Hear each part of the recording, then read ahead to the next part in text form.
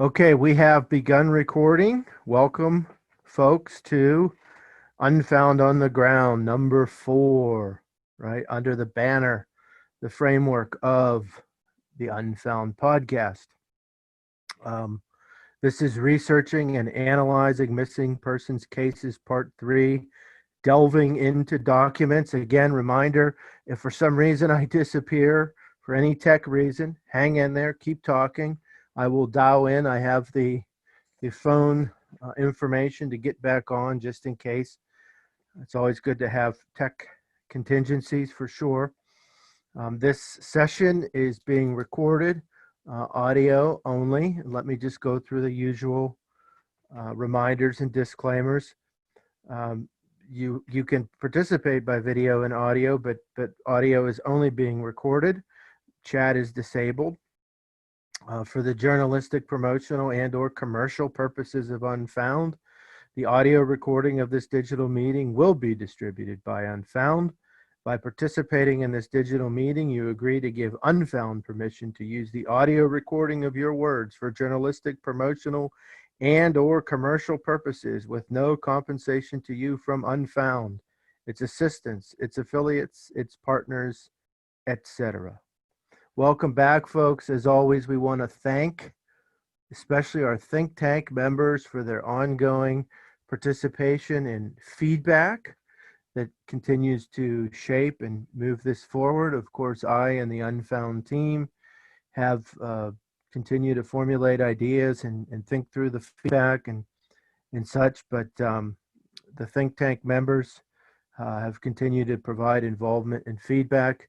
Again, the previous episodes, at this point, 3 episodes are available through the YouTube channel, and the reminders of that are posted on one or more of the social media outlets by Natasha and/or Ed at any given time.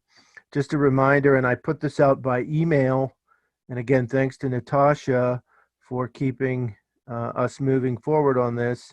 And then the notion, basically, we're having 1-page data gems.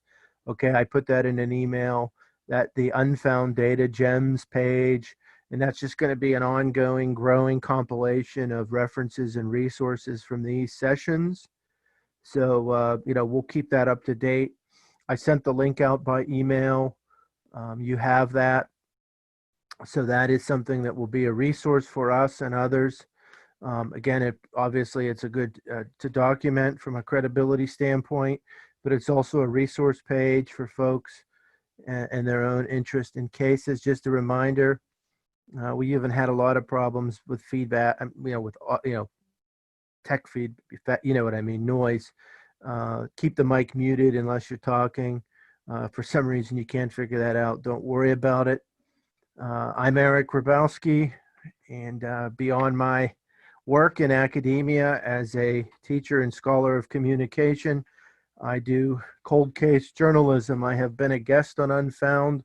I'm part of the assisting team of Unfound. And as always, my words tonight don't necessarily represent the views of my employing university. Please feel free, if necessary, to give your own disclaimer if warranted. Reminder, the unfoundpodcast.com. The unfoundpodcast.com is the website for the Unfound Podcast and everything that goes with it. Again, Ed and Natasha doing great work of keeping that going forward. Tonight's theme is delving into documents. Delving into documents. Of course, we are complementing what we're talking about on an ongoing basis. The 2-episode discussion we had about human sources, obviously, as we think about the big picture of deep research and actually solving cases, tonight our focus is on the document side, delving into documents as we go through these episodes, particularly in terms of research and analysis, always wanting to keep a look at the big picture. of accurately solving cases, reporting cases, thinking through cases, getting to know context and culture, learning what we can about the big picture of a case and all who are involved. The sorts of things we're talking about, although certainly journalistic in scope, again, not necessarily only for that. These are things that are significant for awareness, advocacy, collaboration, etc. I did send out some guiding questions. We will, as always, get through those. And as usual, I try to, we don't have as big a crowd tonight, and that's okay. And some folks may join us a little bit late. And if they do, they do. If they don't, they don't. But the show must go on, and we have continued. So I did want to just start with that first question. I like to get one question out there as a nice lead in. And I'll start with Kathy, if that's okay. And if you want to pass, please pass. What are the various types of documents that are relevant to missing persons cases? And with that, what sorts of things should we look for? Kathy? Oh gosh, there would be lots of documents. The two main ones that I think of right off the top of my head would be bank records and like credit card stuff and the cell phone records, anything to do with the cell phone. You'd have like vital statistics type of records, birth, death, marriage, all those kinds of things, receipts. Goodness, there would be maybe club memberships, insurance, policy, all kinds of stuff like that. Yeah. So, and a lot of that was stuff that I looked at in my job. So right. Those are the main ones right off the top of my head that I think of. Yeah. Natasha, anything you'd like to add? The social footprint. So the Facebook account, Instagram, whatever they're using, especially if their pattern deviates closer to the disappearance. Oh, no, that's interesting. Yeah. And again, like we mentioned last time, and we're not just talking about the internet, but the internet's important when we talk about documents. As we'll get to tonight, there's many things we can find on the net. Not everything's on the net. We got to keep that in mind. But yes, and again, when we're talking about open source intelligence, social media intelligence, terms that we'll continue to talk about and even in the future expand upon more, social footprint is a very important area to look at. I want to remind too from something we mentioned last time, and I believe it was Delane that mentioned it, and we talked a little bit on it, and who knows, in the future it could become a topic, is thinking about staying organized, ways of staying organized. When we're dealing with documents, of course we make our own notes, we stay organized, and when we're looking at things that we find on the net, there are times where we find things that are in the HTML format. That's right. But of course, we're oftentimes wanting to find that original document, or at least a copy of it that comes in PDF or JPEG or GIF. Natasha, what other formats might we find documents out there? Video, audio for podcasting. Yes, that's right. And those have various formats, right? Mm-hmm. Word, Excel, PowerPoint, the Microsoft Office suite. Yeah. And of course, that goes without saying that when you find documents, especially if they're not just on a website, HTML, then those are something that we have to be able to make sure that we can read. Now, we kind of take it for granted nowadays if it's PDF or Word or something. But there might be times where one runs into a format that they have to work a little bit to figure out a way to open. But it is important to think about formatting, being organized, staying organized. And I can just tell you, again, I'm not the most organized person, not the most disorganized either. Between handwritten notes and using emails to myself and bookmarking things and typing up things, right? Staying organized, because if you're trying to keep an eye on the big picture and you're trying to solve cases and you're trying to come up with plausible ways of thinking through what you know and what you don't know, right? Staying organized is key. So I wanted to carry that over from last time. And again, I think it was Delane that mentioned that.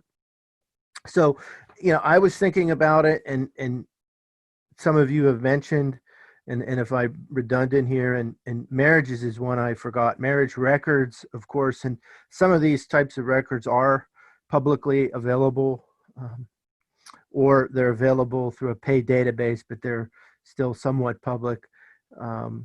Obvious genealogy, and we've talked about some of that. But birth records, death records, right? And I mentioned, from the before, even with like the Larry Phoebus case, that again, not a missing persons, but a cold case murder, North Dakota. That death record was something. And again, every state, right, has their own rules, and this is something we'll mention, right, when we're thinking through certain records, right? Every state has different rules and regulations on those vital records and other records on what you can get and when. So getting in even with court records in terms of what's available online, right? And you whether it's local, county, state, right? That's going to vary, and I'm sure we've all in some way or another learned that. Don't forget about religious records of those similar events in terms of certificates and records. Now, granted, different religious communities have different parameters and guidelines on when they make things available. And just speaking from my own perspective or history, right? Coming from a Catholic perspective, I know that different dioceses have, things that are available, but then might be eventually available, archived. And I've noticed from different genealogy, ancestry.com, familysearch.org, etc., right? There are times when sometimes those records are made available, different religious groups to those. So religious clubs, well, also comes with clubs. You have newsletters that are sometimes available out there. Now, one of the things we have to think of when we're looking at a case, particularly when we're thinking about missing persons cases, well, is it an old case or a more recent case, a newer case? Well, that framework there, that scope is obviously going to have an impact on what sorts of documents are available, right? And okay, so if it's an older case, right, some of the things we'll talk about tonight might be more relevant than something that's more recent, 5, 10, 15 years. There are things that are, for instance, the last available census record we have is in terms of federal census is 1940. Now that will change at some point here in the near future. I don't know the exact date right now. At some point, the 1950 census will be available. But, so someone who's, if you're researching someone who's disappeared recently, right now, if you are doing some sort of research on their immediate or extended family for some reason, well, those older records may still be relevant, et cetera. So those genealogical records. So if you're going to places like ancestry.com, familysearch.org, et cetera, other sites, right, passenger records, right, could be relevant. We've already talked at length about obituaries last time with regard to deaths. The insurance records are interesting. Now, of course, there are some of these sorts of records that the general public doesn't necessarily have access to in the short to medium term. And of course, that when we're working and getting interested in documents, and we're thinking, okay, what's available, what's not available? Well, if something's not available, obviously, when we're talking about the complementing between working with human sources and documents, then, okay, that's when we're trying to network with sources, okay, trying to get things like phone records, letters, other sorts of documents that may not be available publicly. And of course, we've talked at length about those sorts of things. Court records, obviously, are one that can be quite interesting, quite relevant. But again, I've noticed, and maybe some of you have too, right? Those things vary from state to state and county to county on what's available. And even if something is quote unquote public record, not everything's been put online, whether it's the PDFs or the HTML, sort of summaries. Different, as you've learned, probably different areas. It's kind of like with property databases, right? For property records and for different other sorts of county records that are generally public record across the country. Doesn't mean everything's been digitized, right? So there are times that you may have to use the offline way of going to a city or county building or some other method to get those materials. So another thing to keep in mind, and we haven't gotten into particular sites yet, but if you're your local library or you have access to a university library, for a lot of everyday people, it's going to be their local library in town. And obviously in the COVID situation, that's a little more challenging. I guess there's remote access, but a database you want to look for. Obviously, when we think about documents, media reports, and granted, we can get into all sorts of discussions about accurate, inaccurate, but when we're looking at the big picture and tracking, a case or tracking, about specific people or learning about contextual or cultural issues, right? We have to think through, well, a great database.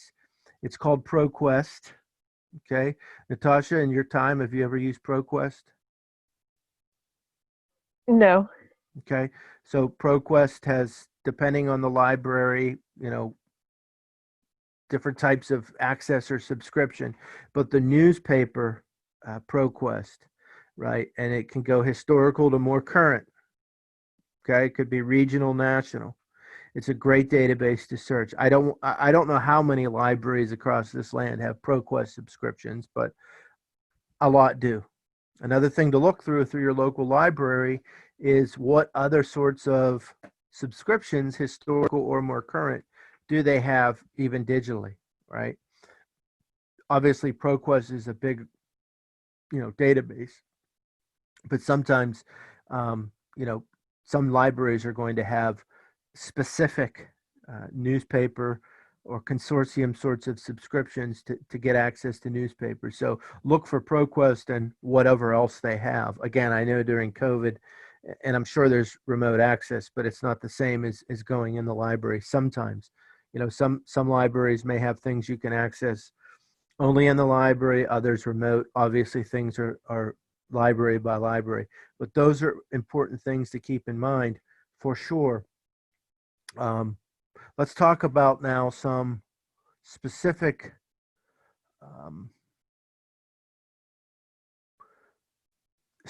resources that are out there. Now, some of these are going to be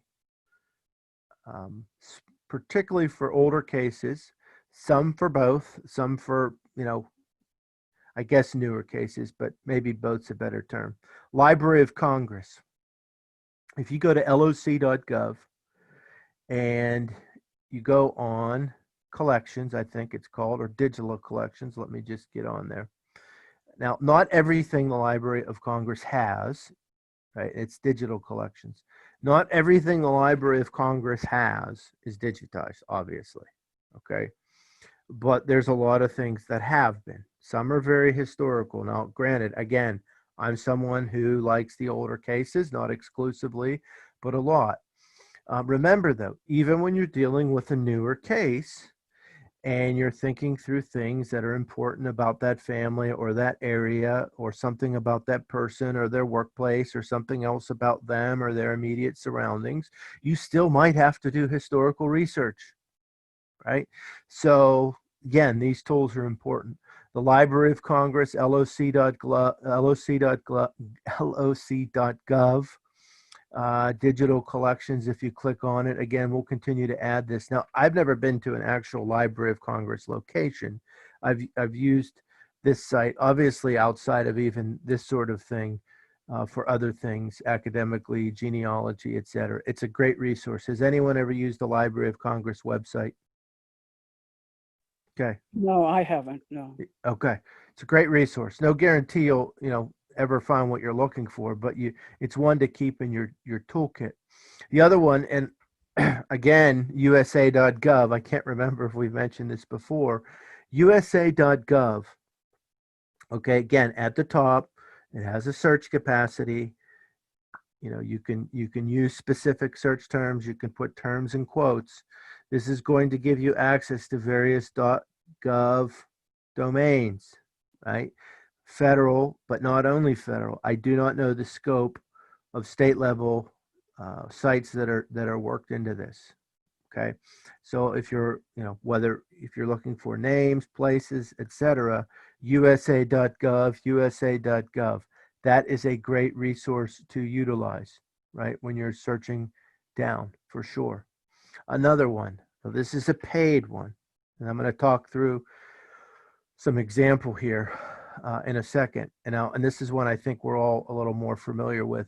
It's a paid, okay, newspapers.com. Okay. Natasha, have you used newspapers.com? No, Okay. Have you heard of it? just when Ed mentioned it. Okay. Kathy, have you used newspapers.com? I haven't used it and haven't heard of it. Okay. Now, I'm not a paid spokesperson for newspapers.com.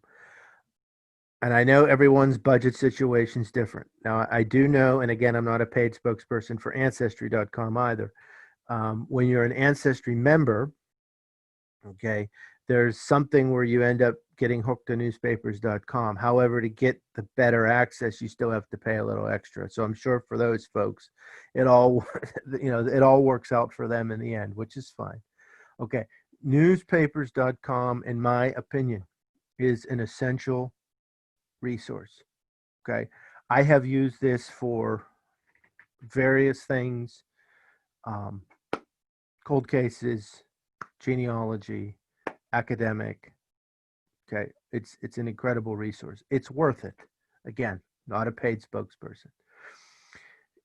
They are consistently updating their collection.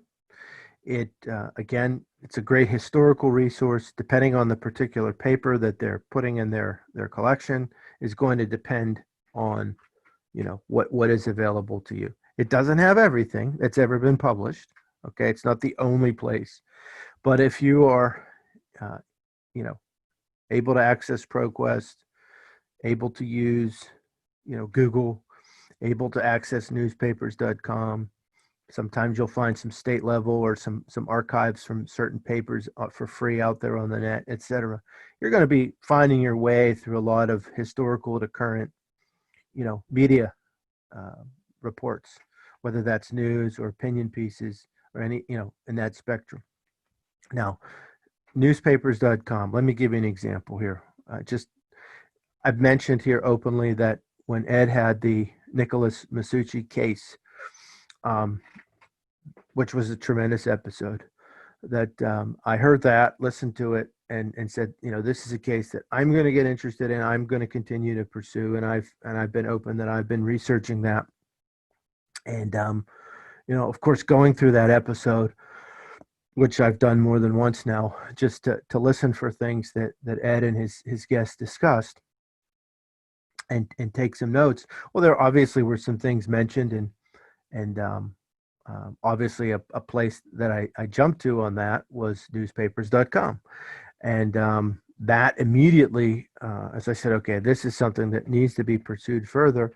Well, of course, with Nicholas, Mr. Masucci, had a background in the Longshoremen's Union, and was able to find some articles, from the 50s, around that time, pertaining to his life and some of his activities there. Of course, that opened up, looking at his activities there and things that he was involved with, obviously other names, events, a whole number of articles, sort of building a historical picture of his life, right?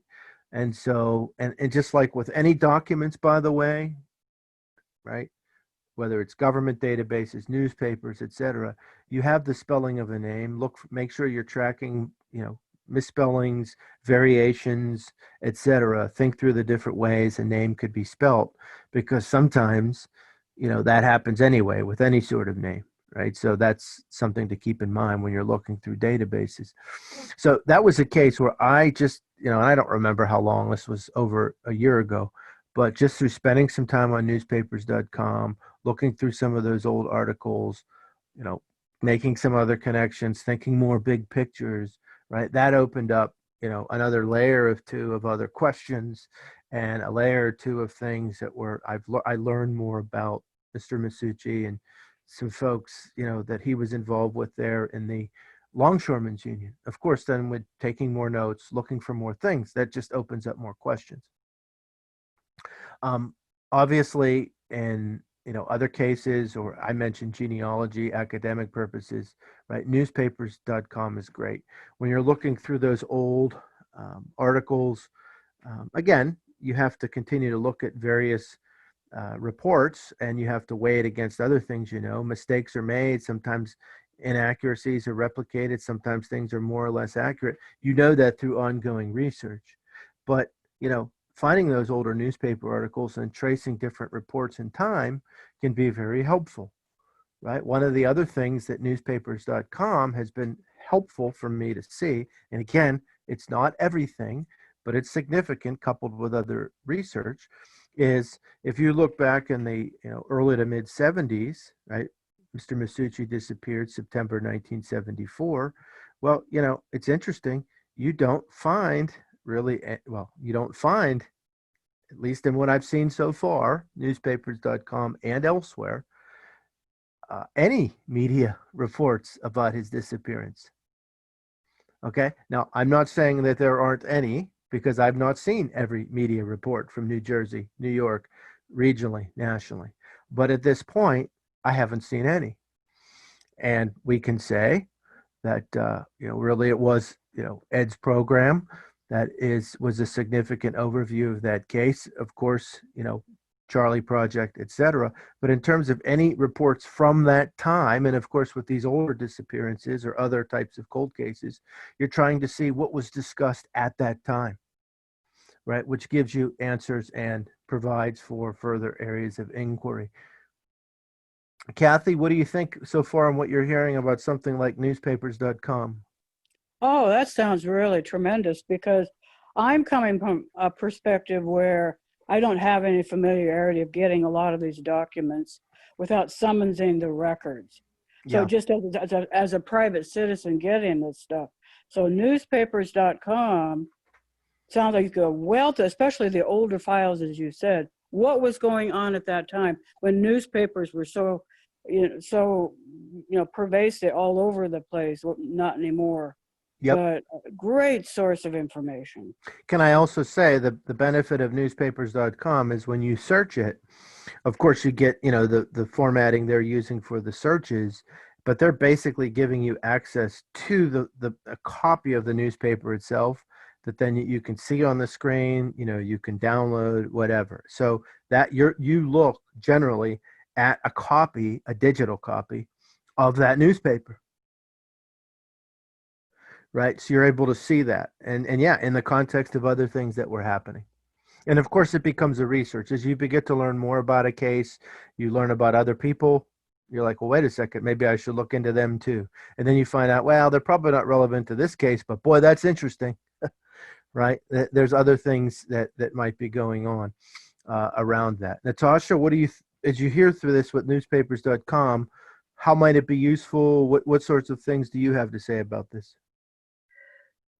Well, I definitely want to contribute that I'm actually looking at it right now. It's free, and it's the Google Newspaper Archive, and Oh, it sounds yeah. really similar. It's free, and it sounds really similar to what you're talking about. Yep. And it just has so many publications through various time periods. Yep. And even though the time periods may not be recent, that's good for us, because sometimes we investigate cold cases that are older. If I may say, the site for that is news.google.com/newspapers. News.google.com/newspapers. Now, my understanding is, and I say this with the understanding that I might be not current on this, but based on things I've read in the past, Google is keeping this up, but not necessarily updating it. So it's still a tremendous resource, as Natasha's saying. This one is free, and we will put this on the data gem list. You can see, if you go to that page I just said, news.google.com/newspapers, the whole list, A through whatever, A through Z, A through Y, of the various papers. And yes, it's free.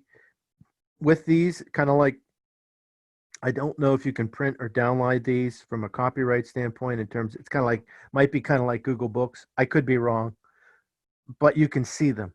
Okay. And again, tremendous resource. Okay. Because yes, new case or old case, recent or past disappearance, you may still need to do this type of research. Okay. And again, I've used something like this, again, whether it's academic, amateur genealogy, cold case, these are tremendous. So, if you're getting started with this, and again, Kathy, that new Google News Archive is a tremendous resource as well. So thank you, Natasha, for that, which is tremendous. So understanding, and this is, mentioning that, Kathy, understanding what was going on at the time, we're researching these cases. And, I've done it with, I mentioned the Michaelenko case, I've mentioned Larry Phoebus case. You're going to find things, you're going to be digging through history. You got to have that enthusiasm, right? You want to know what was going on at the time, also with their family, etc. On the newer cases, the more recent disappearances, well, obviously we live at a time where we see things going on, even if it was 5-10 years ago. Now, sometimes with Google, right, there's certain things that are going to be out there for free, sometimes subscription. Sometimes you see with some newspapers, they give you so many free views and then you have to subscribe. That's going to be something you're just going to have to wade through. Don't forget about regular Google, though.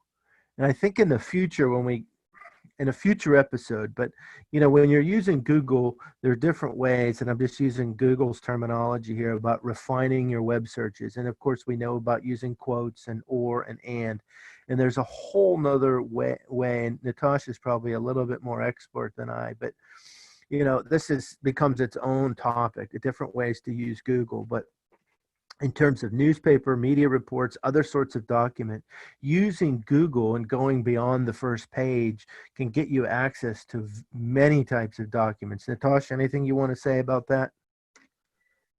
Yeah. For example, I use Google Alerts. It's free. So whenever we have a new case, then I just put the name in, or I put disappearance of, and then the name. Yeah, And I like to be the first to share to the group yeah, when something comes out, like a breaking news, because it can be updated almost immediately, or at least that day. yeah, yep. And again, even with Google, when you're getting into that deep research, and you are again, spelling variations could be handy. Let me give you an example.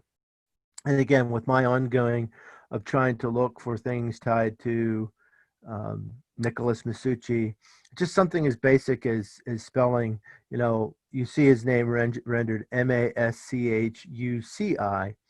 But if you go on, and again, another good site for court cases, justia.com, justia.com, and I do the search, Maschucci, two C's, right? And I click search, right? And then, of course, Hazelton versus Murray, Supreme Court of New Jersey. That was a case that was tied to Longshoremen's Association, right? In which he was involved in that case on one side or the other. Right? Again, spelling variation. That was something I had found early in my journey on this case. But keeping an eye out for spelling variations as you're going through the different resources that are out there. When we're thinking about, we mentioned court cases, of course, we've mentioned Google Scholar. They also have a way of court cases. Justia, justia.com. You can search at the top. There's a way that it provides cases. And again, not all cases, different places, county level, state level, local level. You're going to have to sort of wade through what's out there. If I'm looking for a specific area, if I have a location, even a more recent, whether you're talking about someone who has disappeared or someone in their family or one of their friends or one of their enemies or, someone that they worked with, and you're trying to get to know more about someone or a place, et cetera, and you're looking at court records, you're going to have to kind of do some pre-research to see what's available. in terms of those specific court records, if they're in any court records. And don't forget, you have criminal, you have civil, right? Different sorts of cases that are out there. But that Justia, JUSTIA.com is a good source. Kathy, obviously, you know a lot about those sorts of records, right? Oh, court record, yes, yes. Yeah. Yeah, you got bankruptcy, tax, you got all kinds of stuff with the court. Yeah. Yeah. And of course, they're historically important and interesting. And I guess nowadays, I don't want to, and not necessarily everything's up in real time, but things that have happened more recently, at least in terms of some basic summaries, might tend to be out there. Again, depending on the laws and policies of that given locale, state, county, whatever. And I'm not a lawyer, right? I'm not a lawyer for anything that I'm saying. But again, even from a federal to state to local, county, level, what laws and policies dictate what's public, and we know those things vary. For sure. Let me mention too another great site, archive, archive.org. We've talked about that in terms of the Wayback Machine in the Internet Archive. Remember the Internet Archive, archive.org. When you search that, okay, notice when you're searching that, you can search the text contents, not just the metadata and the titles, etc. Searching the text contexts, right? And you're looking for specific names, okay? There are so many different sorts of things in the Internet Archive.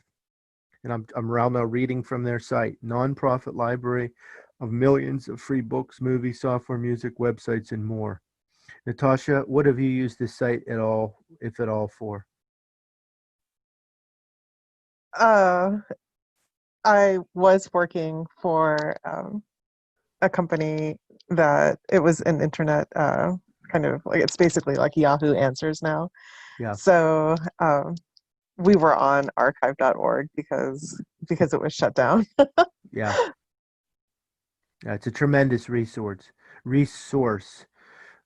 for sure. Have you heard of this site at all? Oh yeah. Yeah. I mean, like I said, my company was on it. My So- apologies there, Natasha. I didn't complete the question. Kathy, I meant to say, have you heard of this site? My apologies, folks. No, I have not. No. Yeah. Again, this can give you, depending on the name or the place or whatever that you're looking for. I mean, it's just untold. You might find nothing. Okay. You might find something, and obviously with depending on the name and how common the name and the place, right? But you want to spend some time on it.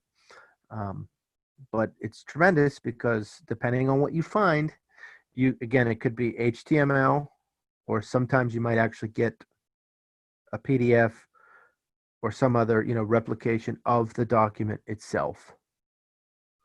Okay, so archive.org, ARCHIVE, tremendous site.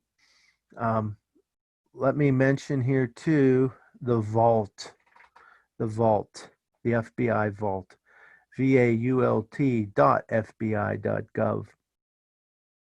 Now, if you go to the vault, and on the right side, you'll see, and again, all the things we mentioned are going to be there on the Unfound Data Gems page.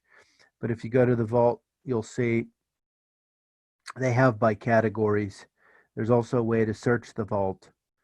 And these are things, obviously, that have been made public through FBI records. So just as an example, I'm clicking on fugitives, and I can go to, Alcatraz escape. And then if you click on Alcatraz escape, well, then you have various documents that you can look at. Now, obviously, the FBI is continuing to disclose things, whether that be on their own or through FOIA requests. Obviously, everything that they've ever dealt with is not on this site, but a lot is. And again, depending on the person, the location, the family, the context, the culture, who knows, right? This could be, well, it's an interesting historical resource anyway, but it might be relevant to something you're looking for right? For sure. So, the FBI, vault.fbi.gov. If you go to organized crime, you can see they have a number of names, right? Well, one of the most interesting disappearances, Jimmy Hoffa, is right on there. Of course, we know from history, journalism, popular culture, right? Well, they were already interested in Jimmy Hoffa before he disappeared. And there are things pertaining to Jimmy Hoffa's disappearance that people hope to still get released. But, you can see documents here that are available, right? And you can do that. Has anyone been to the vault, Natasha or Kathy? No, I haven't. No, but one of the documents that I think is just interesting is somehow I've signed up for the FBI newsletter, Okay. and today they just had 5 come out. So they're actually fairly prolific about it. It's just kind of interesting to see what they're working on. Yeah. Well, and one of the things that's a good exercise, okay, and from a journalistic perspective, academic perspective, just say good, knowledgeable citizenship perspective, even if it's not directly related to something that's a specific case that you're looking at, going through older documents, going through like some of these FBI files, just obviously you're learning history, seeing the way what is available in these sorts of documents, seeing how things can piece together, um, um, taking something, comparing it to what's available elsewhere, sort of refining again your research and analysis skills, right? While at the same time learning a lot of history. Because again, if we're striving for accuracy and we're trying to put together the big picture of a case, we're trying to corroborate things in terms of testing ideas and inference, we have facts, we do our best to verify the facts that are available to us. When we look for gaps, we have to make inferences that are based on reason and available evidence. And we have to be willing to say, I was completely off base here. Or, wow, this is where something else is now interesting. And so even looking at something that's not necessarily related to a missing persons case that we're looking at, just getting to know these that are out there, it's fascinating, it's interesting. And so you're saying, Natasha, in that FBI newsletter, they provide updates when they disclose more material? Oh, right. Not only that, but actual operations. Wow. So, for example, increase in violence in certain large cities, then they have a special uh, op for that. Yeah. And sometimes, because I don't know exactly, again, I always recommend USA.gov, USA.gov, but because I don't know if it gets at every level of every federal database, it makes sense to go to the FBI Vault. Again, another one, and this is a different site now, archives.gov, archives.gov, archives.gov. That's the National Archives website, which of course is its own resource. And there is a way right at the top, search archives.gov. And I believe archives.gov /research /catalog gives you another search. I assume it's the same, but I don't know for sure. Now, again, not everything the National Archives has is necessarily digitized. Things are being digitized. I am not an expert at the pace of that. Things have been digitized. So it makes sense to go through these sites when you're looking for, again, persons, places, things, contexts, locations, whatever you're trying to learn. So that's a great one for sure. Let me mention again, um, and I know last time we talked about this in the context of finding out about people to find people, but again, the genealogy databases. Again, I'm not a paid spokesperson for Ancestry.com, but I use it. Keep in mind, many times at libraries, there's the Ancestry library subscription. Now, I don't know whether that's something you do or you don't have to go in the library for, but regardless, there's also FamilySearch.org. Again, it's run by the Mormons, but you don't have to be a Mormon to use it. I'm not a Mormon, but they put it out there, many of those things publicly. There are other genealogy sites talking about, you know, marriage records, birth records, death records, obituaries, passenger records.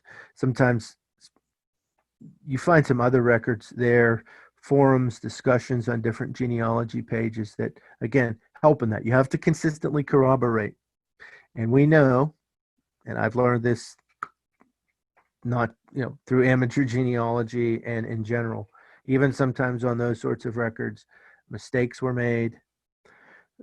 Sometimes people were, a census taker, if you look in the old census, there could have been a mistake, whether someone, and I'm not saying any specific person, but person A, whoever that may be, said something that was misunderstood or they're intentionally or unintentionally put down wrong. That's why it's important to look for as many records as possible. I'm not saying to go in with an attitude of always being suspicious, but sometimes there are mistakes, inaccuracies on record.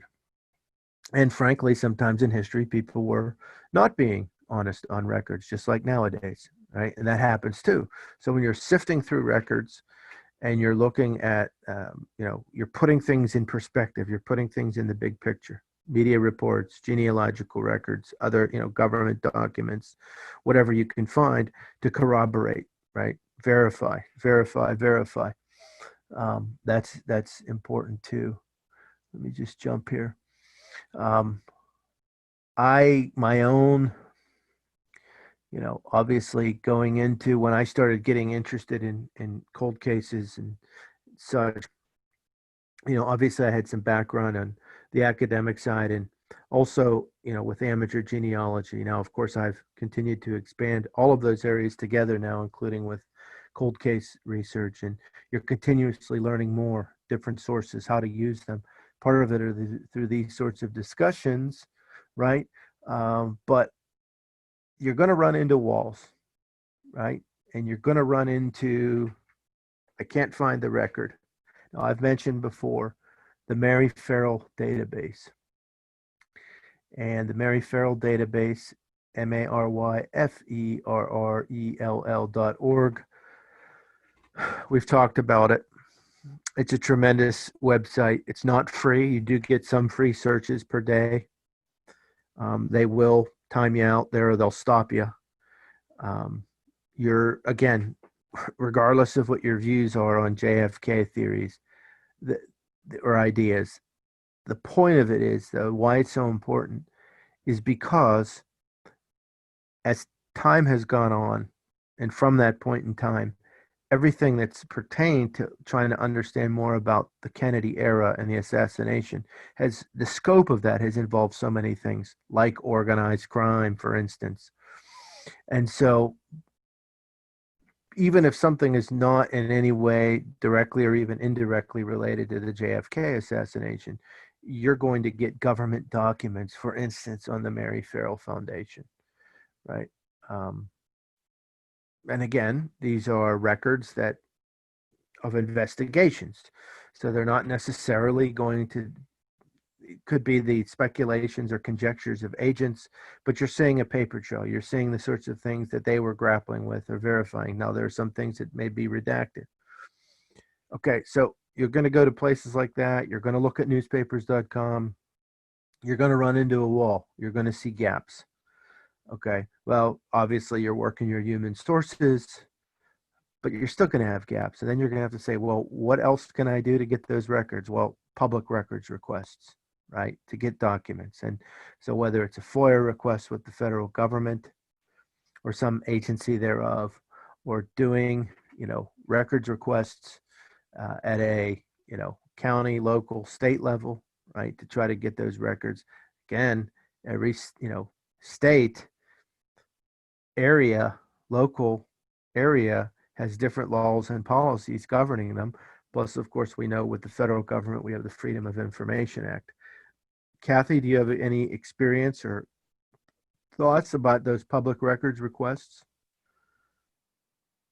Not other than sometimes through my job, I did that. It's been a while since I've been to the county recorder, that kind of thing. But now I don't know if they still allow you to come in. It just probably, like you said, depends on the county. But some of those kinds of searches, you can get some good information and good documents that if you don't go looking for it, you're not going to find it. Sure. Mhm. Sure. Natasha, how about you? Have you have any experience with the records requests? No, just from the end user perspective. So it's mentioned in a lot of podcasts, the FOIA requests, but the main complaint is that it's practically useless. Almost everything is redacted. Yeah. Yeah, it's a challenge. I can say for myself right now, once I was to a, can't remember the definitive coordinates of my thinking at the time, but let me use the Masucci case again. After I had, been through what I think I was able to find through Mary Farrell site and other sites, which I'm always double checking for things even that I may have just not seen, and then looking, obviously there are gaps, or at least I can think there might be gaps, even later in time, up through his disappearance. At some point, I decided to put in, a FOIA request. I had started with the FBI, and just through that communication was redirected to the National Archives, and they just indicated the possibility of some records, and so I kept the request going forward. And this was pre-COVID. This was last year at some point in time, and they were pretty clear on the front end, though, just with the amount of time and et cetera, that it's going to be a while.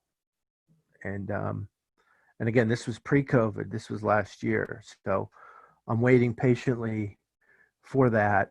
If there's anything that's going to be available or useful, and I right now off the top of my head, and I didn't remember how exactly I framed the time frame, but obviously going into that FOIA request, I was pretty clear about what to the best of my knowledge at that time, what I knew I had available, and through some pretty thorough searching, and hoping that at some point in the future, I get an update and said, we have found some things, and who knows how redacted they will or won't be, but I don't know. And those might be interesting, those might not be. I'll just say it because it's a matter of public record. Again, allegedly, Mr. Masucci had some, connections to organized crime.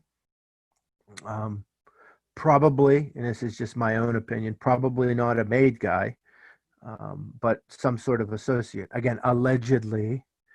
And so, obviously there's a reason why the government was watching him. Again, allegedly, because that's what I'm saying.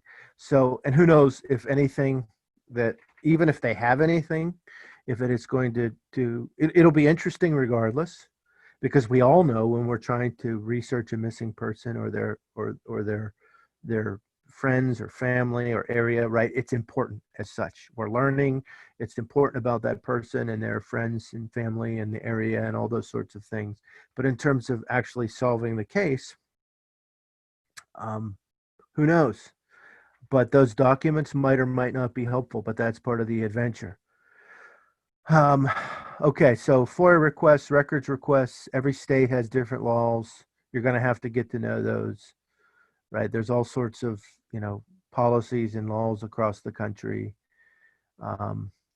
In terms of other offline avenues, even if it's already public, Kathy, you mentioned going to the recorder. Now, some of those things you don't necessarily have to request. It's just because it's not digitized, right? It's just there in a file, right? Right. Mm-hmm. It's not necessarily, it's just that it's never been digitized. And I know there are a lot of records that, we know this from amateur genealogy, journalism, academia, whatever. There's just some records that aren't online, right? Correct. But public. Correct.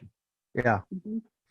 And so sometimes you have to do the footwork and just go to that location, and that's county building or city building or county building or courthouse, and see what's out there. Now, again, certain things in recent times get digitized. I don't want to say real time, but a lot. But some things aren't. Natasha, how about you? Have you ever done any of that offline sort of research? Sure. When I was getting my master's, just something to point out, the alumni resources. So Oh yeah, you can probably still get a library card and then go through the stacks uh, yeah, and that's actually right. open a book. That's right. That's right. And again, once we get through this COVID situation, but um, going into the library, going into the stacks, looking, microfilm, old copies of whatever, books, alumni resources, even alumni foundations. Again, alumni resources that are available online, old yearbooks. So we've talked about that. And you can get some of this, again, ancestry.com, some of the other sites. Those sorts of sort of educational resources have their own histories and can be quite helpful. But yeah, just going offline and going to those places, which is always a great experience anyway, right? Go walking the stacks for sure. There's no doubt about that. Um, okay, let's make sure there's no is any while I'm going through this, Natasha, were there any other sites that you wanted to mention? Yeah, I mean, try WikiLeaks. Uh, Oh yeah. so I was working for a company that was famously hacked, and apparently they grabbed a bunch of email. So I was searching on my colleagues and found some scandalous emails with the names of my colleagues, and it was not necessarily written by the colleague. It was written by someone else about the colleague, and it was fascinating. It was embarrassing. I mean, it was all just right out there. Yeah. Yep. And notwithstanding the controversies and sort of the way in which the political pendulum swing on WikiLeaks, it is a good resource. Um, and again, like any resource, you have to see the things in context and corroborate with other things. Um, but yes, it can be a good resource for research, and particularly if you're, when we talk about missing persons cases or any sort of cold case, um, right? We have to think about legitimate resources that might be helpful, and certainly WikiLeaks can provide access to certain sorts of documents. The other would be the US Copyright Office. So if you're dealing with somebody that has actually published something, even with an alias, you're able to get the author's name and address. Wow, and that's copyright.gov, right? COPYRIGHT.gov. I just Googled that. Uh-huh. Yeah. Yeah, and you just reminded me of another one that I had thought about for an academic reason not long ago, and the U.S. Patent Office, United States Patent and Trademark Office, doing a patent search and trademark search, patents in particular, and those go back. And who knows how that could be, relevant to a missing persons case. But again, it's a resource. And again, I had thought about the patent searches that on an academic matter not long ago, because I heard someone else talking about it, sort of non-academically, but academic related, sort of journalistic and academic, again, not related to missing persons cases per se. I thought, wow, and you're right. So copyright, patent, these provide history to current material, and we'll make sure on the data gem there to get the exact for the searches. That's great. Any other suggestions, Natasha? Yeah, just the last one on my notes.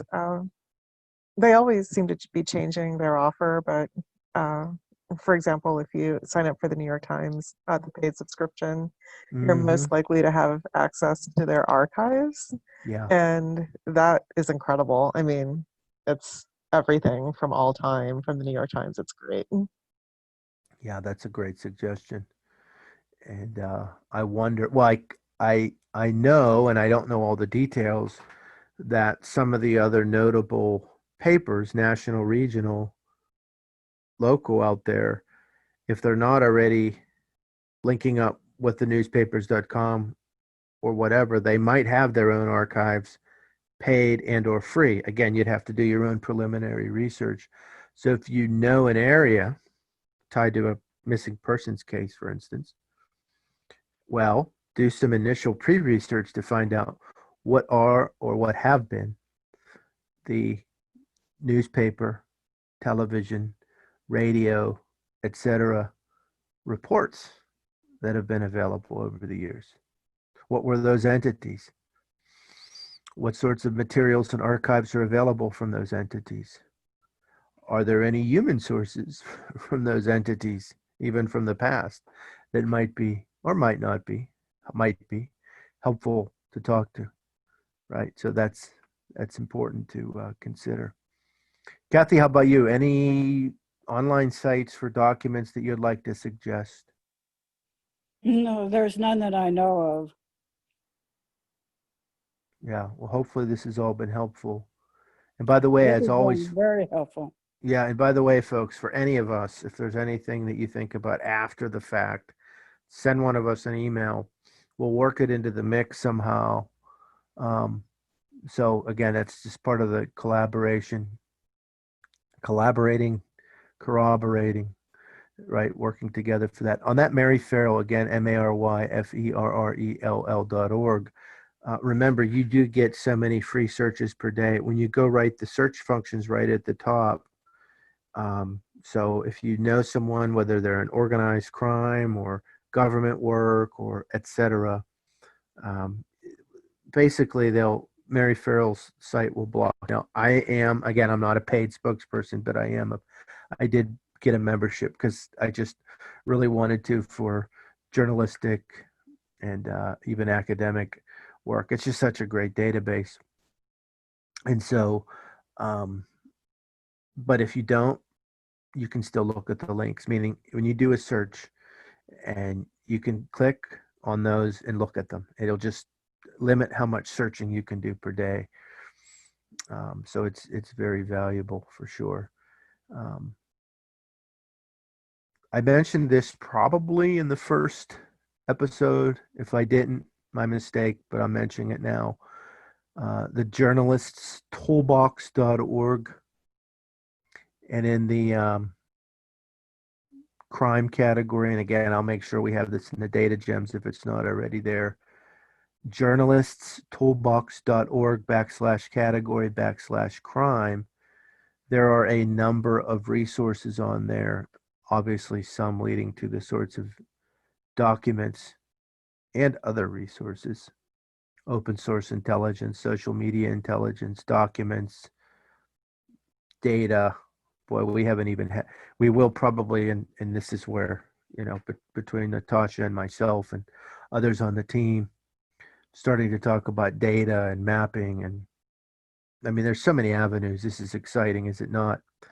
But yeah, on that journalist toolbox, you can see various resources that may or will lead to documents. And that's the sort of site, whether you're talking about human sources, documents, data, etc., that's a good go-to, even if it's not just for journalism. Again, advocacy, collaboration, etc., for sure, right? That's important. Okay, let's talk a little bit about crowdsourcing. And I know I keep saying we're going to keep building on this theme episode by episode, and whether that crowdsources, obviously there are different ways to formalize that. In some ways, we're starting to build that up a little bit through, expand that continuously through Unfound, not just through social media, but beyond, getting different people in the mix. But in terms of finding a document, analyzing documents, collaborating, corroborating, Natasha, what are some ways you think where crowdsourcing could be helpful along these lines, particularly for missing persons cases? I'll pass. Okay. Kathy, how about you? I'm not any better. I'm not familiar with it.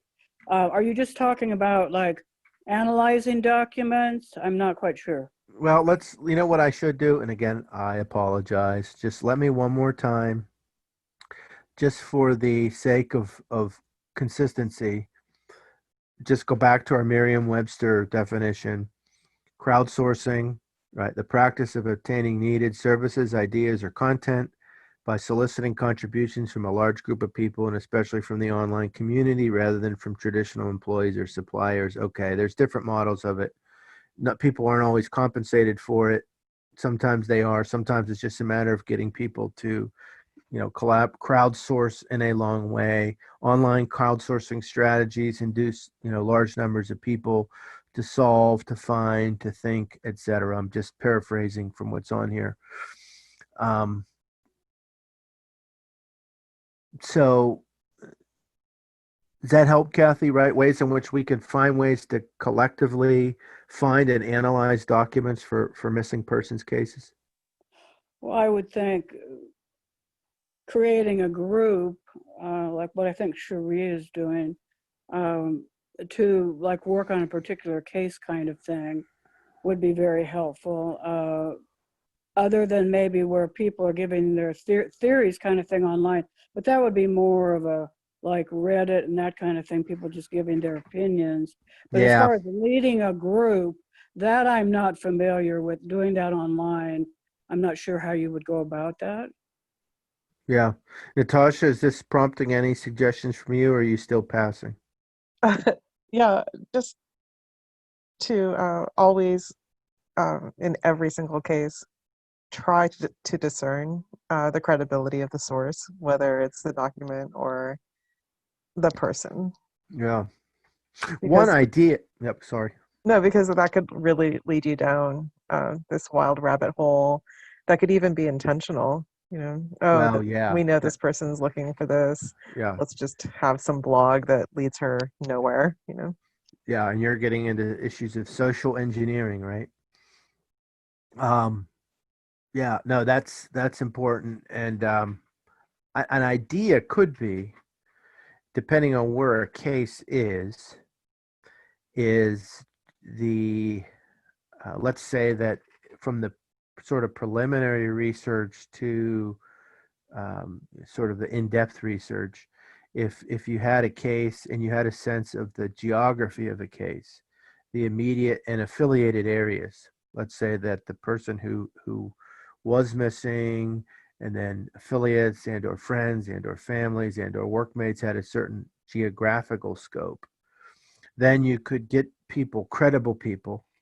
And I think, in past episodes, Tanya's been hinting, and others too have been hinting at these sort of collaboration ideas. You get credible people and you say, okay, let's figure out what's available. And people then can either find out, okay, at this local county level, here are the sorts of things that are available in terms of court records, property records. So maybe moving from the sort of initial preliminary research phase to the deeper research phases, getting people to sort of build that research picture and then collaborating to enact that research. Does that make sense? Right. So if I had a specific area, I don't know, I'm brainstorming here myself, right? Because this is the collaboration's always been something that's been important to me, and continuing to think more about how you can formalize this sort of crowdsourcing. I know another area, and there are some platforms out there in terms of mapping. And again, Natasha, you're more expert in some of these areas than I, where you can do crowd mapping, right?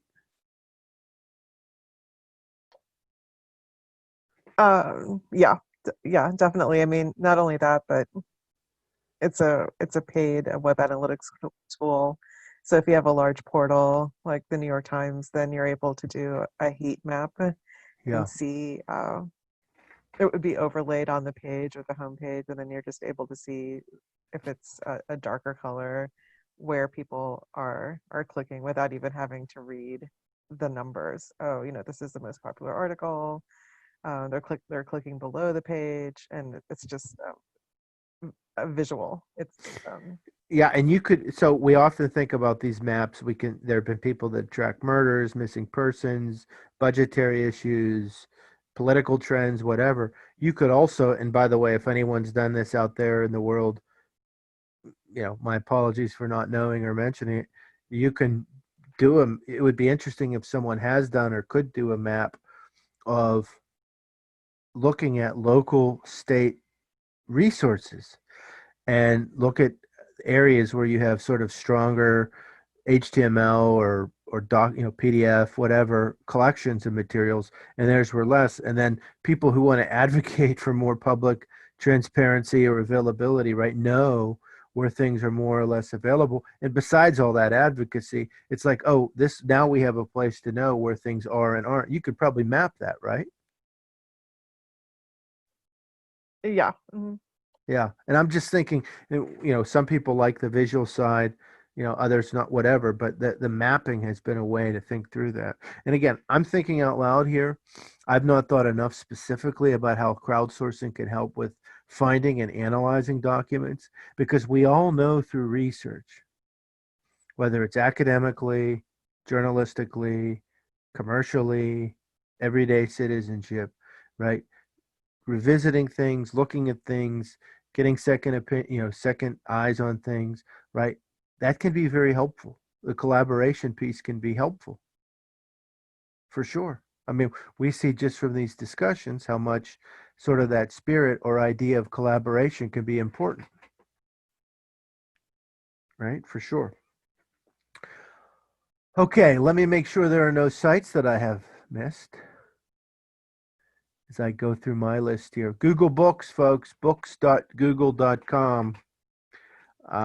Again, with Google Books, as you know, they're consistently building the collection, and you have to look at them on the screen generally. I've used Google Books for a lot of different things, okay? Academic, journalism, everyday, probably amateur genealogy. It's a great resource.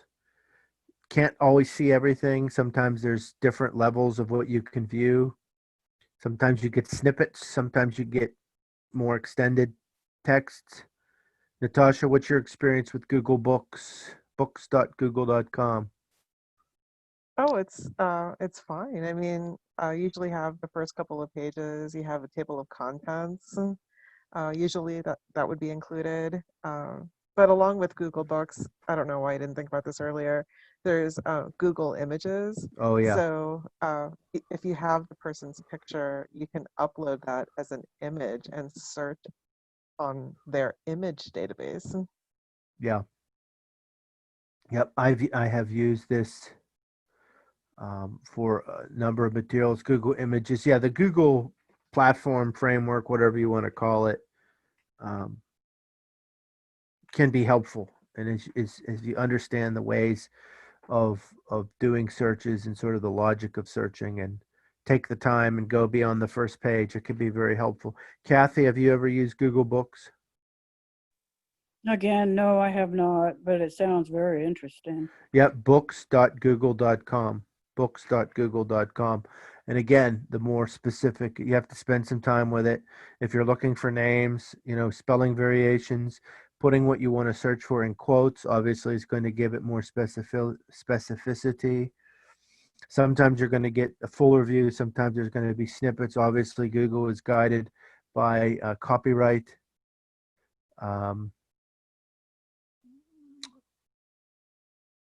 By copyright laws. We have, and I'm going to just, for 15 minutes here, hang with me. We had one person who is joining us, so I'm going to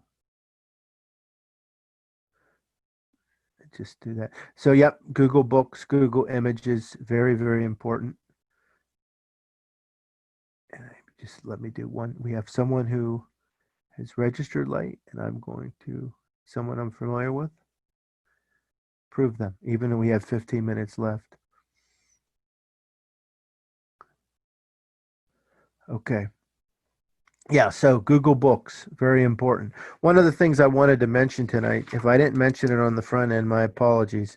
We've talked about a lot of items that are national in scope, with maybe some sense of possibly international, like WikiLeaks, and some other things.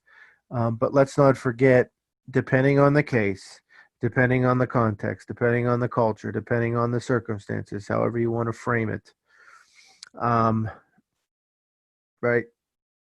There could be an international scope, and I'm sure in the future we'll continue to talk about international um, databases.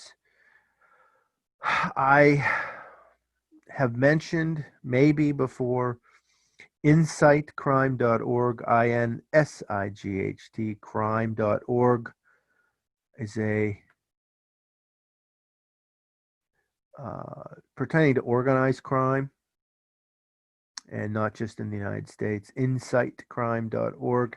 That's not necessarily, you're going to get, different news and opinion on there, trends, discussions. That's a good one. Also, uk-osint.net, uk-osint.net, UK OSINT, right? Open source intelligence.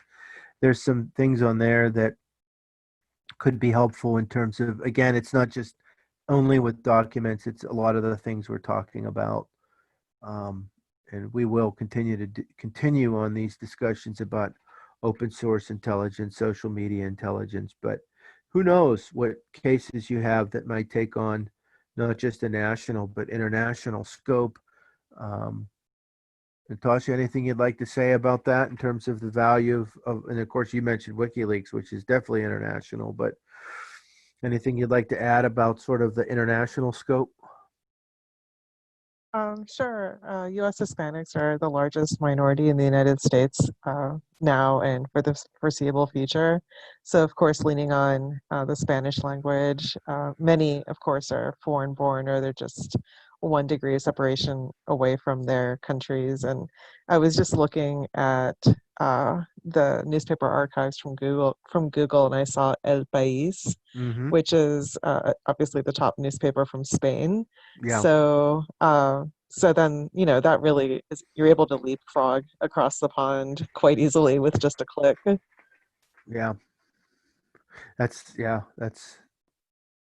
right. So, right, from our own time, and you're mentioning the significance of the Spanish speaking experience culturally, and of course from the past to the present, right? This is something that, so from an international perspective into the United States, and then from a general international perspective, there are so many ways that we can see in terms of having an interest in getting to the truth and understanding the case and really solving these cases. It's going to take that sort of research and that sort of understanding. Kathy, anything you'd like to say about that sort of international scope? Well, we have here been in California, multicultural, lot of Hispanics, etc., but a lot of Asian. My husband was Filipino, Yeah. so a lot of different, exposures to different cultures, just in every aspect of our lives. So, all the border states, Texas, all those where they'd have a lot of, when we do disappearances that cover these areas, the different language and different cultures is I think, going to be important. Yeah. Well, yeah, and I didn't even, and I do not know.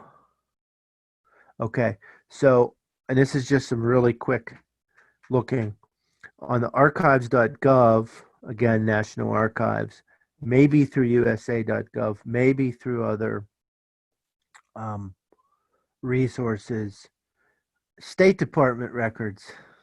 Now, I believe, and who knows on WikiLeaks, wherever else in terms of where wires and such might have been released, but I'm talking things that have been historically disclosed. So now this discussion is opening up, and yes, of course, in other episodes, we're going to continue to revisit these things, whatever, but this is opening up, right, more thinking along the lines of, right, other sorts of media outlets, other sorts of governmental records, ways in which, whether it's U.S. out or into the U.S. or even beyond the U.S., just how that international scope is going to be important.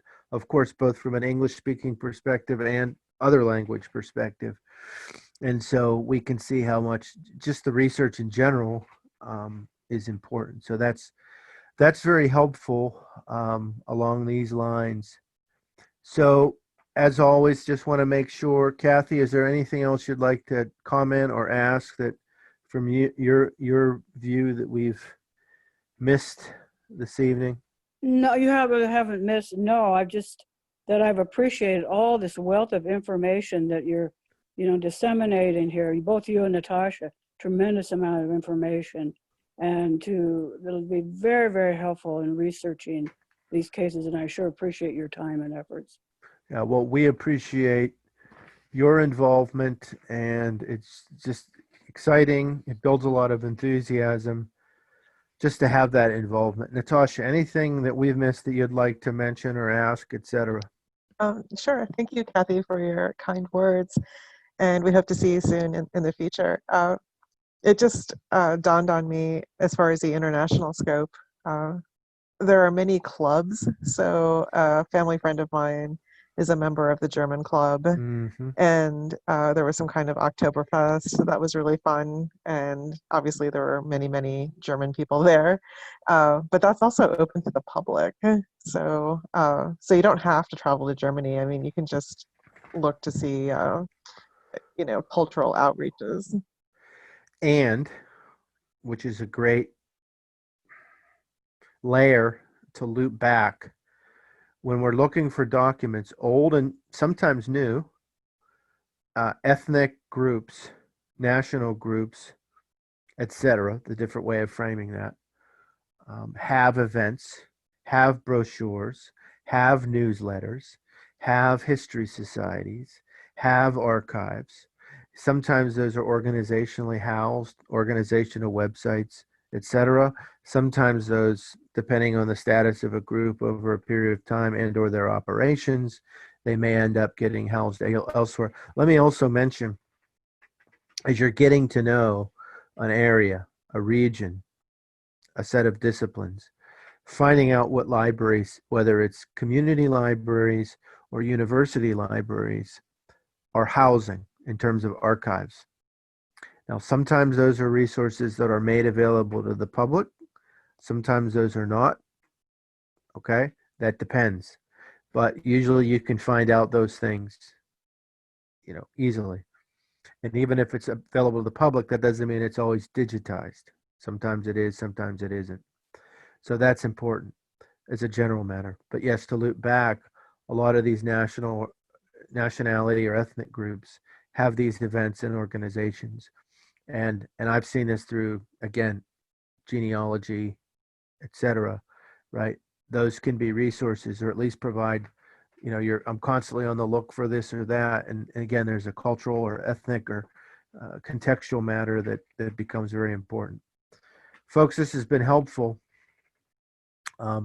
Again, we continue to do this work, these reflections, these discussions, because we care about accuracy, we care about the big picture, actually solving cases. Again, to be consistent with the unfound mindset, we're not in it we're not in it for the sensationalism or the clicks. We're in it because we care about the people. We care about justice. And the Unfound framework continues strong, and we appreciate the work that Ed does for that. With that, again, this has been Unfound on the Ground, number 4, researching and analyzing missing persons cases, part 3, delving into documents. Thank you all for your contribution. Have a great week, and be safe out there during this time of COVID, and we will keep you updated on our next episode. Thank you.